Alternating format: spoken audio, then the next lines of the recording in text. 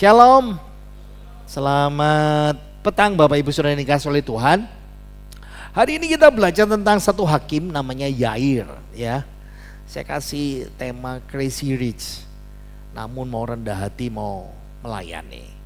Crazy Rich itu kalau istilahnya orang bahasa Jawa itu sugipol gitu ya.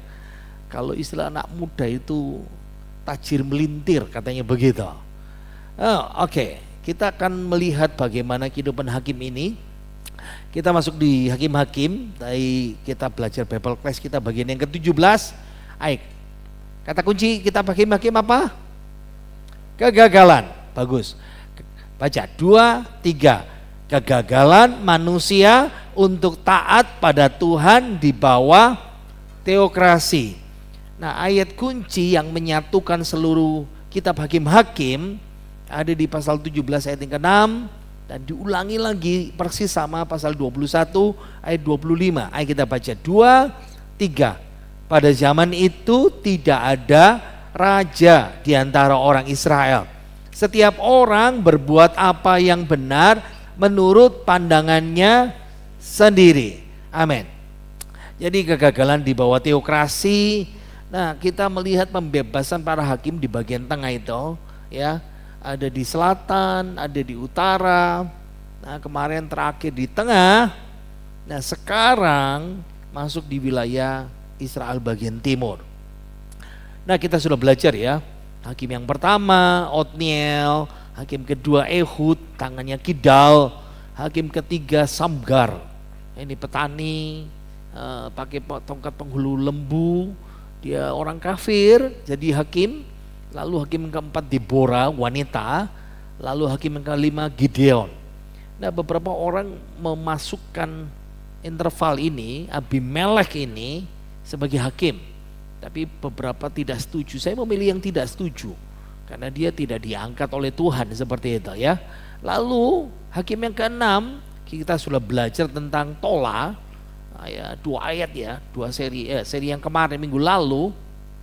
Dan minggu ini hakim yang ke-7 Yair, ya toh. Saya kasih agen 007 ini. Ini seperti James Bond saudara ya. Nah, kalau ditanya di manakah Yair memerintah? Nah, saudara bisa lihat ya di sebelah timur. Ya, seperti yang di sini ya, yang di sebelah timur seperti ini. Tapi kalau saudara lihat ya, ini wilayahnya orang Israel. Tapi kalau saya cari peta yang sekarang saya masukkan di situ, berarti Yair itu sekarang melayani. Nah, tempat itu dimiliki sama Yordania, sama Suriah di situ ya. Makanya sudah lihat ada antara Suriah dengan Israel itu ada lengkungan itu di Danau Galilea yang atas itu, makanya namanya Golan, dataran tinggi Golan. Nah, makanya kalau ditanya apakah orang Israel merebut, tidak, itu wilayah orang Israel. Dulu itu miliknya orang Israel. Ya. Ayo kita lihat Hakim-hakim pasal 10. Ingat ya, hakim-hakim itu punya siklus pengulangan. Nah, makanya saya katakan karena siklus ini saya mengatakan Abimelek bukan bagian dari hakim. Walaupun dia memaksa dirinya untuk jadi hakim.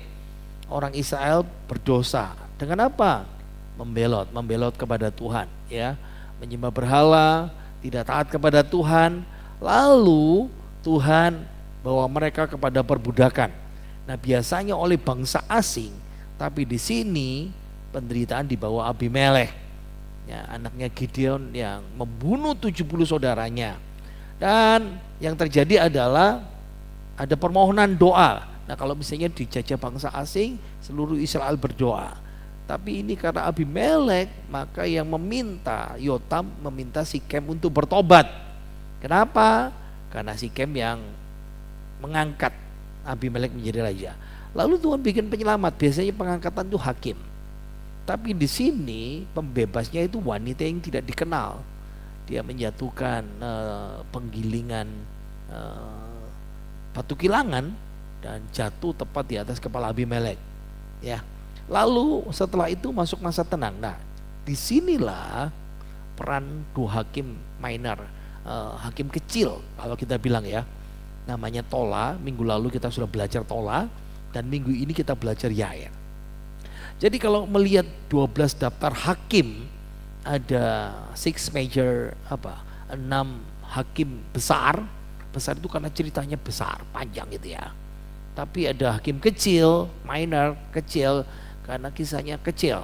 Dan disinilah dua hakim, Tola dan Yair termasuk hakim kecil. Nah ingat ya, hakim kecil diukur karena ceritanya.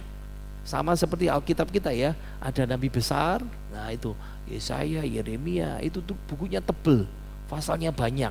Ada nabi kecil, bukan karena jemaatnya kecil ya toh, karena dia orangnya kecil, karena kekuasaannya kecil, enggak, karena yang dicatat itu ceritanya kecil. Nah, pembebasan Tola dan Yair ayat 1 sampai ke 5, hari ini 3 sampai 5 ya. Nah, peranan penting. Kemarin kita sudah bahas ya. Tola itu transisi dari perampas jabatan lalu muncul dia. Nah, setelah Tola muncul namanya Yair ini ya. Nah, dia menjabat daerahnya di Gilead. Tadi itu yang di sebelah timur itu. Ya. Nah, kalau Yair ini mengantisipasi hakim besar yang berikutnya yang terkenal dengan namanya Yefta. Kita belum sampai di sana. Nah, ayatnya itu cuma 3, 4, 5. Ya, ayo kita baca. Hakim-hakim 10 ayat 3 sampai 5. 2, 3. Sesudah dia bangkitlah Yair, orang Gilead yang memerintah sebagai hakim atas orang Israel 22 tahun lamanya. Ia mempunyai 30 anak laki-laki yang mengendarai 30 ekor keledai jantan. Dan mereka mempunyai 30 kota yang sampai sekarang disebutkan orang Hawot Yair di tanah Gilead. Lalu matilah Yair dan dikuburkan di Kamon. Makanya ingat ya, kenapa disebut hakim kecil? Ceritanya cuma segini. Makanya digolongkan sebagai hakim kecil. Tapi dia nggak kecil karena dia memerintah, lihat ya, 22 tahun. Nah, kalau bahasa Ibraninya, nah itu ya, saudara lihat yang tekuan di belakang itu, yod itu, ya itu, yod itu. Makanya saudara lihat huruf terkecil. Nah ya kita lihat ya, huruf satu iota pun daripadanya tidak akan dihilangkan, tidak akan digenapi. Nah iota itu yang huruf kecil itu, nah itu yod itu ya. Kalau titik dan huruf kayak kamets itu T itu, tidak disebutkan sama sekali. Itu cuman bantuan karena orang-orang awam seperti saudara dan saya yang nggak ngerti bahasa Ibrani, huruf Ibrani itu konsonan saja, jadi huruf mati. Nah gimana cara bacanya, harus kasih vokal A, I, U, E, O supaya bisa kebaca ya. Nah makanya dikasih vokal itu seperti itu. Nah kalau Yair itu saudara lihat ya, namanya Yair, Yahweh, ya Tuhan ia menerangi, mencerahkan. Irnya itu dari kata or itu terang. Nah, kalau saudara baca or itu pertama kali disebutkan di dalam Kejadian pasal 1. Pada mulanya itu menciptakan langit dan bumi.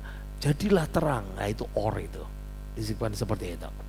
Sep, jangan lupa suaranya. Kita mau dengar cara membaca bahasa Ibraninya, dengar suaranya. Gedein Jo. Yair. Nah, Yair. Nah, balik lagi ya kalau mau dengar itu. Yair. Nah, mandek kayak percuma saudara ya. Kita lihat Jawa saudara ya, pelat-pelat gitu, angel gitu saudara ya.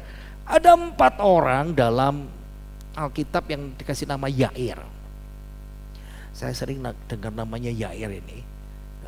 Ada channel TV Israel namanya TBN. Ya, nah, itu reporternya itu namanya Yair Pinto. Saya sering lihat dengar itu ya.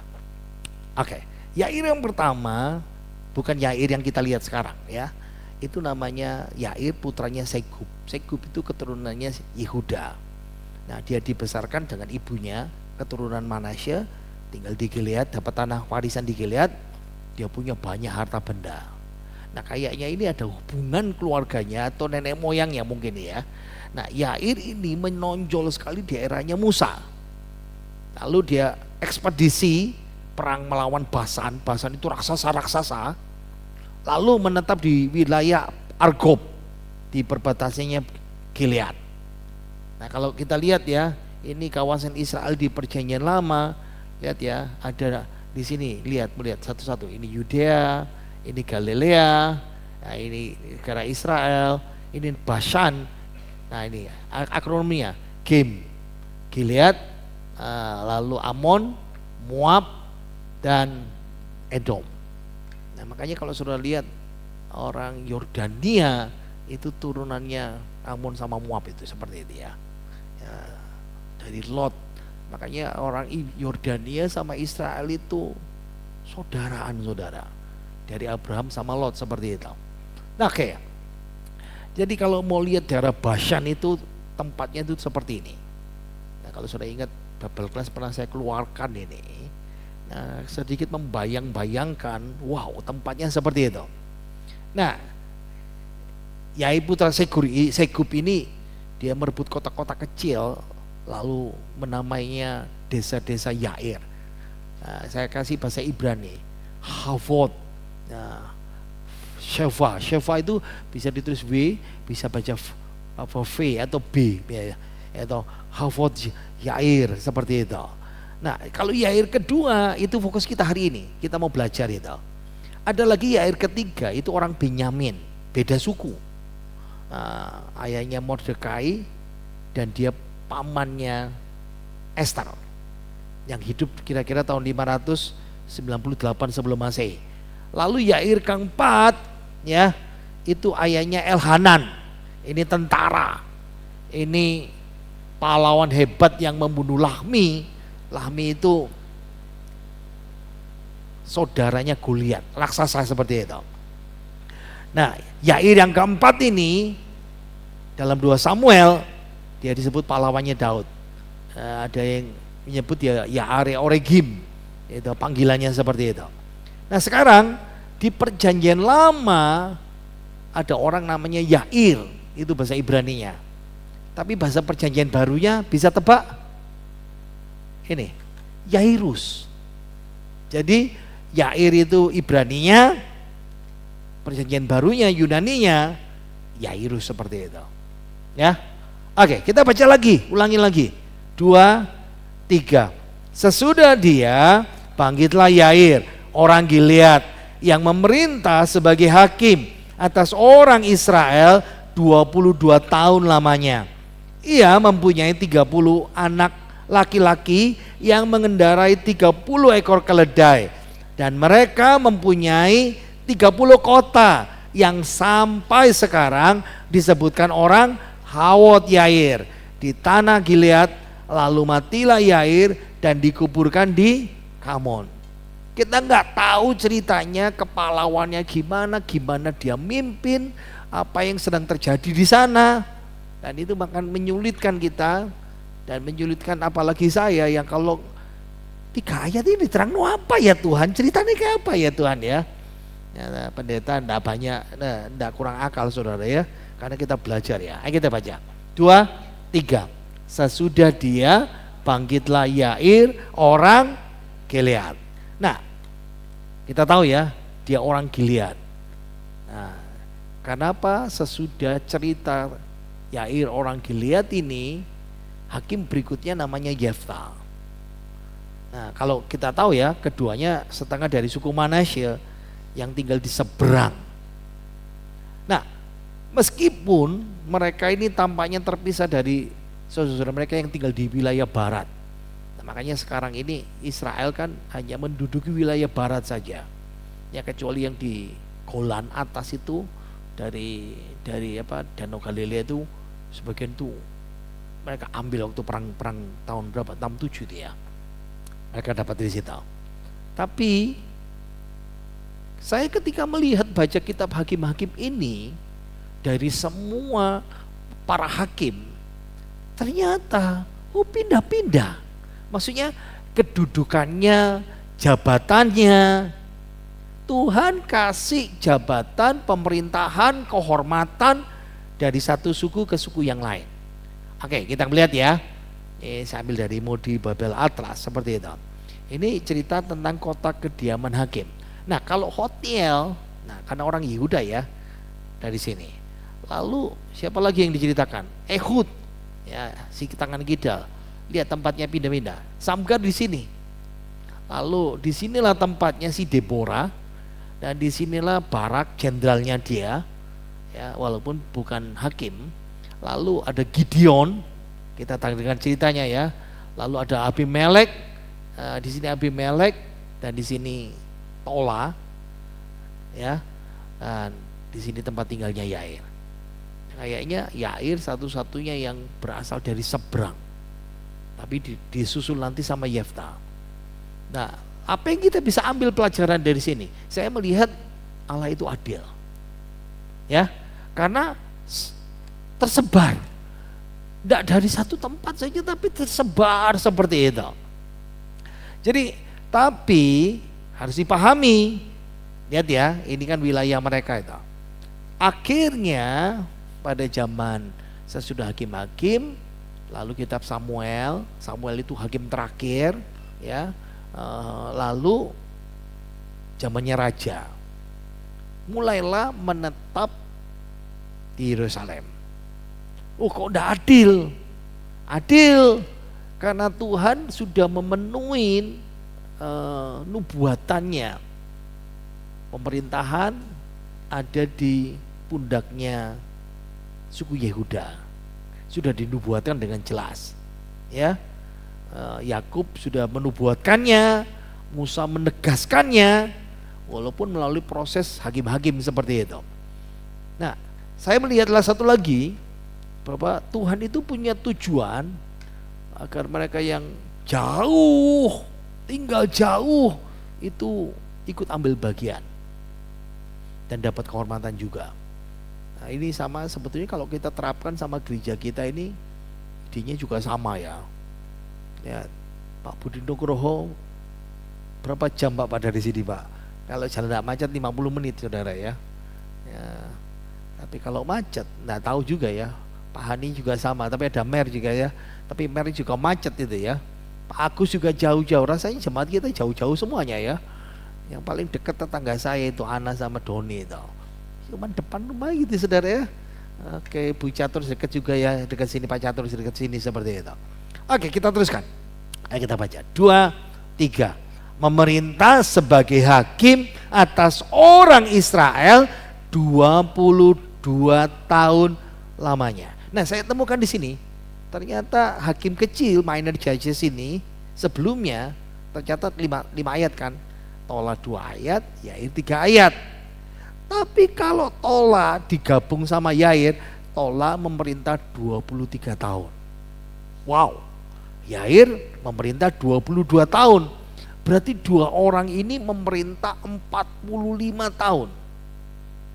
Saya mundur lagi, bandingkan sama troublemaker ini ya, pembuat masalah itu. Namanya Abimelek itu. Kisah yang kita pelajarin panjang ceritanya. Berapa seri kita belajar? Hanya memerintah 3 tahun. 3 tahun tapi ceritanya panjang. Nah, ingat ya, cerita panjang bukan berarti baik, tapi cerita panjang yang bikin masalah seperti itu. Nah, saya menemukan bahwa Yair juga memerintah dalam periode damai, nggak ada perang sama sekali, nggak ada perang.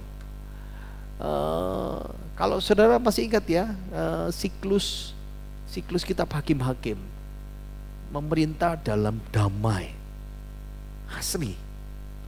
Wow, saudara bisa membayangkan ya, negara dunia ini coba ya, yang paling perang sampai sekarang ada di Ukraina, Rusia. Tapi kawasan Asia Tenggara juga deg-degan kita ya, karena selalu ada show of force antara Cina yang sudah mentang-mentang sudah jadi nomor 2 dunia, lalu mengklaim Laut Cina Selatan. Itu kalau perang, wah ekonomi menjadi hancur itu seperti itu. Itu yang saya pikirkan ya. Tapi Yair itu luar biasa. Dia bisa memerintah luar biasa. Nah, ayo kita baca 2, 3. Ia mempunyai 30 anak laki-laki. Wow, saudara bilang, wow, kasihan istrinya, mungkin saudara berkata begitu ya. Enggak, catatan Yair ini membuktikan bahwa dia orang kaya. Kok bisa orang kaya? Ingat ya, Yair istrinya anaknya 30. Nah sementara sebelumnya kan Gideon itu 70. Berarti istrinya banyak. Mesti ngerti ya? Loh kan Tuhan melarang. Ingat ini masa perjanjian lama. Orang kaya menunjukkan kekayaannya, menunjukkan kemakmurannya, simbolnya, ya punya banyak istri. Istri punya anak. Tapi juga punya namanya gundik yang tidak punya anak seperti itu. Anggap ya. Lalu jangan ambil kesimpulan. Berarti kawin banyak juga boleh. Nggak boleh. Karena di perjanjian baru dilarang. Ya. Perjanjian lama pun sebetulnya Tuhan sudah melarang, tapi karena kekerasan hatimu, Musa mengizinkan bercerai. Alkitab Tuhan Yesus katakan seperti itu. Nah, di masa perjanjian baru hukum kasih karunia, sekali sampai ajal memisahkan. Boleh nikah lagi kalau pasangan kita mati. Lalu nanti pulang jangan memikirkan, saya sudah tak tekek nanti malam ya. Hukumannya berat saudara ya. Ayo kita baca. 2, 3. Yang mengendarai 30 ekor keledai jantan. Ini bukti lagi. Anaknya 30, tiap-tiap anak pakai keledai jantan. Berarti orang kaya ini. Ingat ya, 30 putra, tiap putra punya seekor anak keledai muda atau keledai. Nah, itu simbol kekayaan. Ingat ya. Umumnya daya tempuh keledai masa itu 30 tahun. Itu transportasi umum waktu itu. Nah, ingat cerita Tuhan Yesus, Maria Yusuf dari Nazaret pergi ke Bethlehem. Nah, itu keledai. Itu tunggangan masa itu. Kalau dibandingkan sekarang, nah ini. Berarti anaknya Yair 30. Masing-masing anak punya mobil dewe-dewe, saudara. Bisa sedikit bayangkan ya. Keledai juga untuk usaha angkutan ya. Berarti kalau anak punya berarti ada usaha juga angkutan seperti itu. Bukti kayanya lagi. Ayo kita baca 2, 3. Dan mereka mempunyai 30 kota yang sampai sekarang disebutkan orang Hawot Yair di tanah Gilead. Nah, jadi pertanyaan banyak orang. Kok bisa punya 30 kota? Ingat ya, satu anak punya satu mobil kalau sekarang ya. Tapi satu anak juga dikasih satu kota. 30 anak punya 30 kota. Nah, bisa dibayangkan kota itu dikasih nama kita. Saya kasih intermezzo, ilustrasi saja, suaranya. Saya tunjukkan sama saudara kota punya penduduk paling sedikit di dunia, kota apa namanya? Monowai. Ya, Monowai. Mono dan I itu. Monowi. Nah, atau kita bacanya Indonesia Monowi ya. Kita dengar lihat ya. Penduduknya cuma satu. Itu nenek itu. Dia juga wali kota, petugas pemerintahan. Nah, makanya penduduknya cuma satu.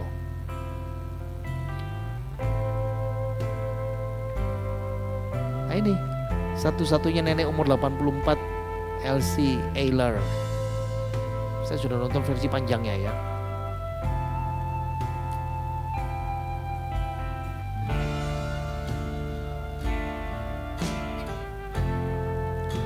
Orang datang berwisata ke sana. Nah, lihat ya.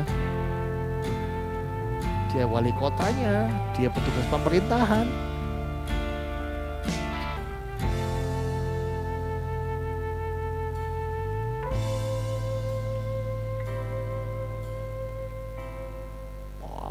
Oke.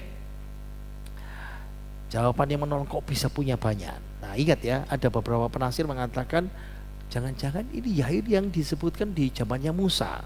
Itu spekulasi ya. Tapi ingat latar belakang tadi itu. Ada kemungkinan makanya leluhurnya itu ngasih warisan. Sebagian dari kota itu, lihat ya kan 60, tapi ini anaknya Yair 30. Mungkin sudah berkata. Nah makanya ada perdebatan, orang berkata, nah Hawot itu bisa berarti desa, Hawot itu bisa berarti kota, Hawot itu bisa berarti perkemahan. Tapi tunggu dulu, kalau dari cerita 1 Raja-Raja pasal 4 ayat 13 ini menceritakan bagaimana setelah penaklukan zamannya Musa di daerah Basan Gilead itu, kota-kota yang ditaklukkan dikasih komentar seperti ini. Baca 2, 3. Ini adalah kota-kota besar dengan pagar tembok dan berpalang pintu tembaga. Berarti kota ini kota besar. Wow. Berarti orang ini kaya ya.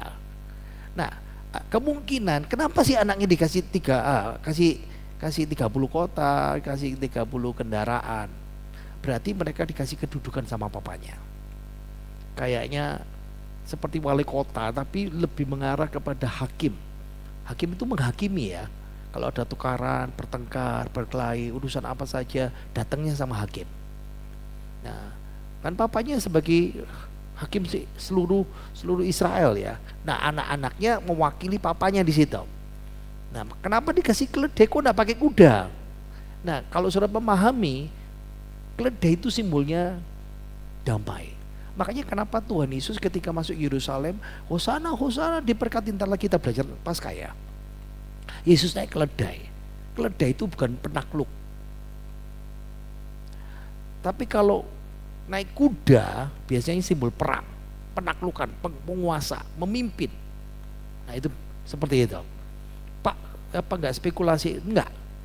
Karena nabi terakhir, hakim yang terakhir nabi ini Samuel, dia juga angkat-angkatnya anaknya jadi hakim. Meskipun anaknya bukan hakim yang baik, seperti itu. Dari referensi Samuel kita bisa paham, oh berarti anaknya penguasa satu kota, memiliki satu kota sendiri, memiliki kekayaan itu. Berarti dari sini anak-anak Yair 30 kaya juga ya papanya. Dapat harta, dapat warisan besar, masing-masing sebuah kota dikasih namanya sendiri. Wah, bayangkan orang tua kasih warisan satu kota. Tapi saya percaya kalau saudara dikasih kota, Monowai tadi itu nggak ada yang mau saudara. Tinggal satu kota sendirian, kalau sudah malam deg-degan saudara ya. Kalau pagi tidak ada orang, pagi kan banyak orang datang kan, berkunjung ya, seperti itu. Makanya Havot Yair itu bisa kota, desa, tenda, tapi saya melihat dari referensi itu. Sekarang saya coba bandingkan sama Jawa Timur. Nah ini, Jawa Timur kita itu 29 kabupaten dan 9 kota madya. 29 kota kabupaten. Nah ini kan 30, berarti kan hampir sebesar Jawa Timur. Wow, besar ya. Ingat ya. Nah, lihat, sudah lihat itu Bashan itu yang tadi itu ya. Nah, sekarang mereka wilayah namanya ya ini Bashan ini ya. Wilayah Suria ya, Yordania di situ. 3 wilayah utara dari 3 wilayah kuno di Palestina di bagian timur. Nah, ini perjanjian lama terkenal dengan padang rumputnya seperti saya katakan tadi itu. Berarti baru saja. Berarti mereka juga punya banyak ternak. Nah, sekarang saya bisa menyimpulkan ini crazy rich ini. Ini tajir melintir seperti itu. Nah, ayo kita baca 2, 3. Dan mereka mempunyai 30 kota yang sampai sekarang disebutkan orang Havot Yair di tanah Gilead. Ingat ya, simbol kekayaan zaman dulu itu adalah punya makanan melimpah, punya pakaian lebih dari 2, dan punya ternak. Nah ini lebih dari itu ya, punya kota, punya tunggangan, punya ternak. Wah, sekali lagi ya, dari mana sudah dibayangkan. Nah bayangkan kalau kita punya nama seperti itu. Nah sekarang saya tunjukkan sama saudara rumah orang terkaya di India, namanya Mukesh Ambani. Nah, mau tahu rumahnya? Ayo lihat ini ya. Jo, suaranya Jo. Sudah? Oke.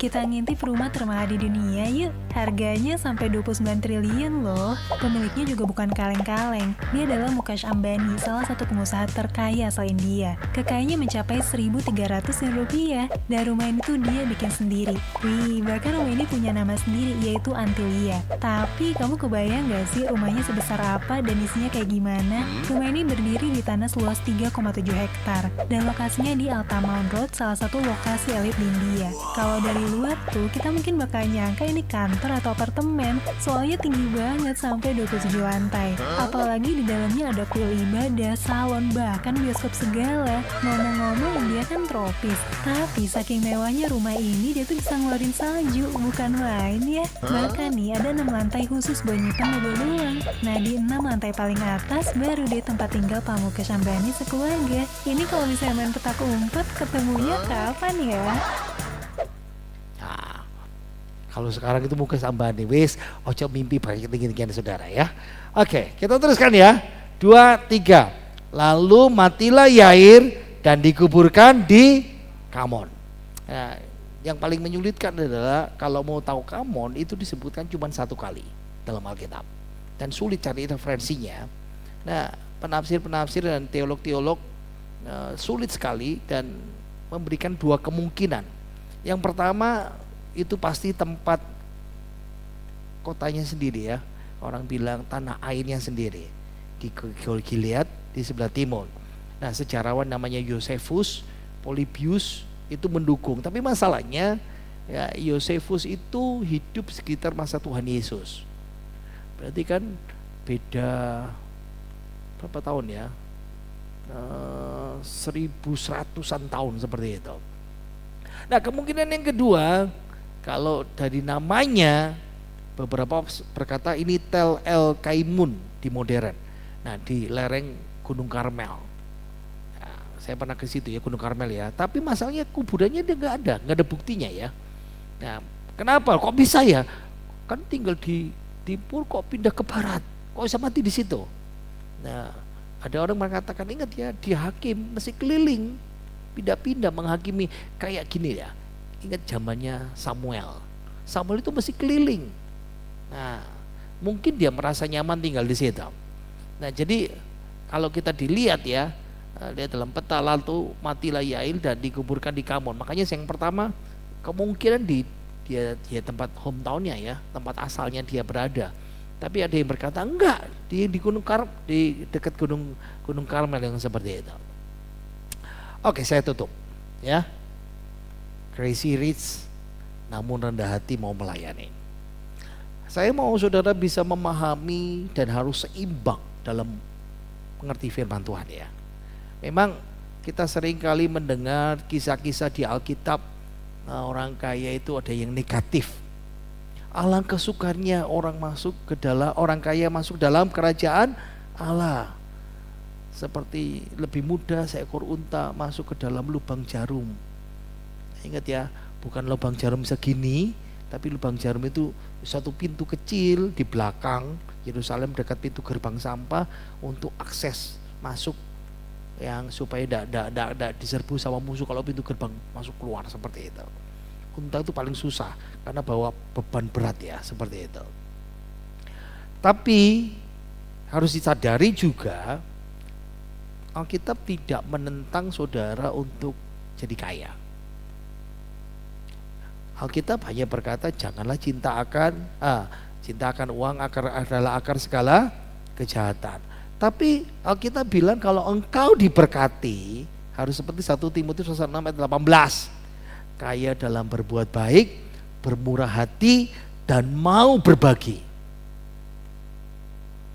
Saya sedikit mengamat-amatin ya, karena harus di kampus kan ngurusi yayasan ya, saya wakil ketua yayasan, semuanya orang kaya raya dan dia nggak punya itu cuman saya saudara, serius ya, karena mereka yang punya duit saya yang kerja, itu bedanya gitu ya saudara ya, mereka yang punya duit saya yang kerja, ngurusin kerjaan kampus, ngurusi yayasan dan semuanya seperti itu. Tapi yang saya temukan dari orang kaya itu, dari firman Tuhan ini cocok benar. Kalau mereka diberkati itu nggak segan-segan ngasih. Nggak segan-segan ngasih, nggak ada pelitnya gitu saudara ya. Lalu saya pikir, oh cocok dikasih Tuhan berkat. Nah jadi kalau saudara muadit, wis soge yang saudara. Ya serius saya bilang sama saudara ya. Ya makanya mulai belajar setia dalam hal kecil seperti itu ya. Nah ingat ya, Alkitab bilang mereka yang tergoda ingin kaya jatuh ke dalam pencobaan, ke dalam jerat dan nafsu yang hampa, yang mencelakakan. Tapi ingat, harus seimbang. Banyak orang crazy rich, tajir melintir yang dipakai Tuhan. Abraham, Ishak, Yakub. Bayangkan ya, bahkan negeri penumpangan mereka kalah kaya sama, rajanya kalah kaya sama mereka. Daud, raja yang bisa bangun, menyiapkan bait Allah, dan Salomo anaknya bangun. Daud menyiapkan semua emas sampai ribuan ton. Cinta Tuhan, melayani Tuhan. Barnabas, sobatnya Paulus dalam penginjilan, renteng-renteng, runtang-runtung pelayanan sama Paulus. Dia jual tanah miliknya, diserahkan di kaki rasul-rasul. Tangkap ya, Lydia, wanita penjual kain ungu. Tunggu dulu, kain ungu itu komoditas mewah pada waktu itu. Karena yang pakai cuma raja sama bangsawan super kaya. Dia jadi anggota jemaat, dia melayani Tuhan dengan hartanya, dan menjadi base camp pada waktu penginjilan. Ada lagi namanya Filemon, crazy rich. Dia punya banyak budak, termasuk satu budak namanya Onesimus yang lari. Dan kita belajar namanya surat Rasul Paulus kepada Filemon. Ini donatur pelayanannya Paulus yang membuka rumahnya untuk pelayanan. Ingat ya, jadi kaya, punya banyak duit, itu bukan masalah. Ada orang-orang tertentu yang akan diberkati Tuhan itu luar biasa. Tapi cinta akan uang itu adalah akar segala kejahatan. Tidak ada salah untuk diberkati. Tidak ada salah jadi orang kaya.